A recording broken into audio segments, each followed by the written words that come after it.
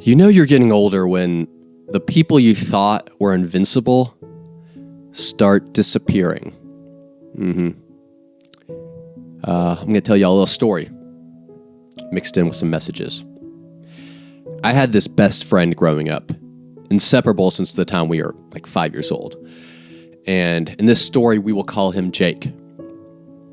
Well, Jake was the kind of guy who had absolutely no business surviving past 18. That's the truth. It's weird to say, but that's the truth.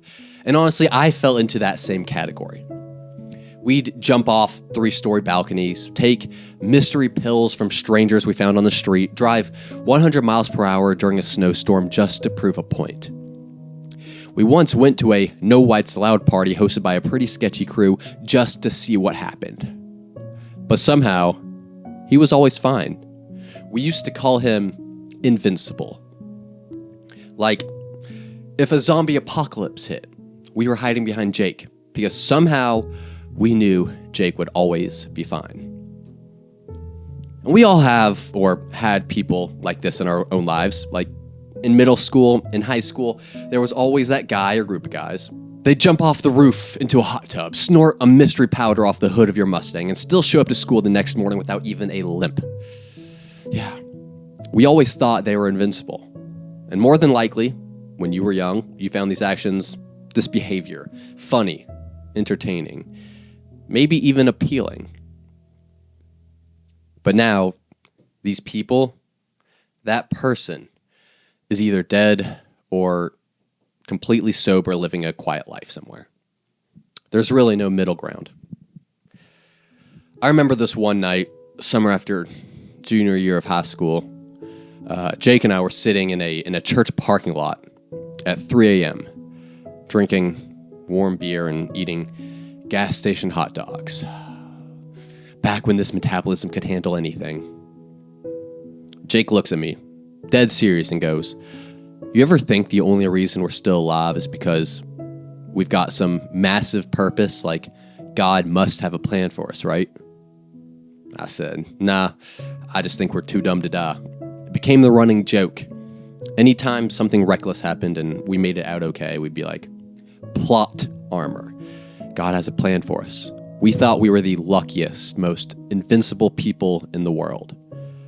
But the truth was, Jake wasn't lucky. He was hurting, even more than I was. And we didn't want to see it because the myth, the idea of being invincible, was easier than the truth. Surviving all these crazy things wasn't a superpower. It was a warning sign. A cry for help that no one's able to see at a young age. Well, fast forward a few years, life starts to change. Some of us go to college. Some of us get really into their work. Most people change their behavior at least a little bit. Jake didn't. He kept chasing that same high, the next party, the next risk. We kept laughing, even when it stopped being funny. You know, bros built different, right? That's what we'd all say.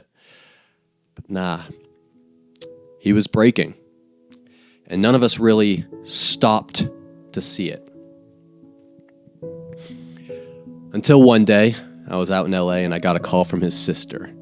The next morning, I was on a flight back to Kentucky to say goodbye to my best friend who had slipped into a coma and was on life support. Bad batch of drugs or something. The reality is, the ones we joke about being invincible are almost always the ones hurting the most. They're chasing thrills, trying to escape reality, and constantly putting themselves in situations that could easily kill them. And when we're young, we just keep laughing. Because you literally, at least I literally thought these people were invincible. I thought I was invincible. But we weren't. We weren't invincible. We were just young. And now, as I've gotten older, a lot of us didn't make it. And as you get older, you're going to wish that you had talked to your friends that fit into this category. Because I promise you, unless you're Keith Richards, that lifestyle comes to an abrupt end. Sometimes by choice, sometimes not. And then all those jokes about being invincible, yeah, they aren't funny anymore. Here's the part that no one tells you. The people who look like they don't care about anything usually care about everything. Too much. They feel everything. Too much. So they numb it. They distract. They self-destruct. And especially when we're young, we confuse that behavior with being fearless, being indestructible, being invincible. But nobody's invincible. Not the funny guy, not the reckless guy, not even you. And pretending someone is too tough to die doesn't keep them alive. It just means we ignore the red flags while they're waving them around like a freaking car dealership. So if I can offer any advice, it's just to talk to your people, not just when it's bad, not just like after a funeral. Just check in, Because sometimes, and I've mentioned this in other videos, sometimes one conversation is all it takes to remind someone that they aren't alone. At least for a little bit. We used to say, God must have a plan for us. And I think we really meant that. But looking back on it now, maybe the plan was something simpler, something much simpler than we thought. Maybe the plan we should have had in our minds was just to stay here, to look out for each other, to live long enough to joke about it at 80, to be the old guys on the porch telling stories to our grandkids about the days when we thought we were invincible. And if you have close friends in your life that may be struggling, maybe do what you can for them to make sure that they're around to reminisce with when you get older.